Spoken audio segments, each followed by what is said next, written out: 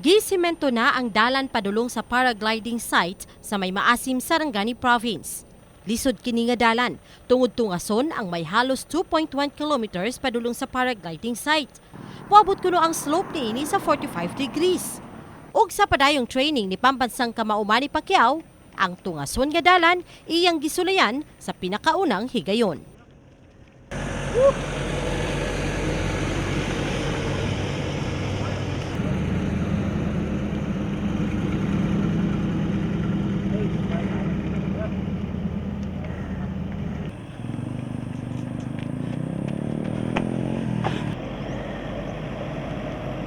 Apan sa tungang bahin ang Team Pacman og sparring mate niini nagpahulay tungod sa tukmang kakapoy.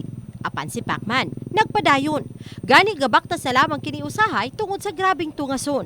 Hangtod pag-abot sa mismong paragliding site, ang Team Pacman dili makatuo sa ilang na-experience nga terrain.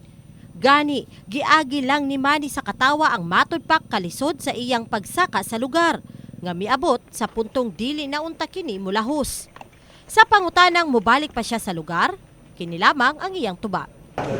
Isipan mo muna. Nabiya po rin. 2 kilometers na pala. Ayun, ang ginawa na. Hindi ko gomak. Ang tinting to quit.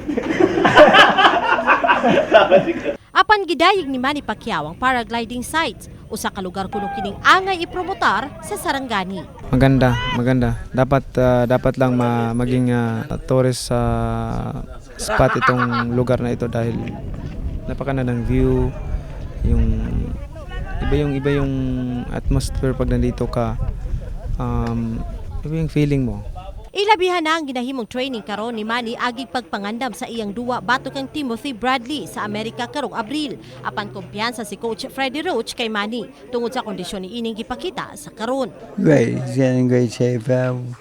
We had a little ways to go still before the fight, but he's in great shape right now. Duha ka semana gikan karon, posibleng moadto na sa Amerika ang Team Pacman. Aron dito ipadayon ang training una ang duwa sa Abril.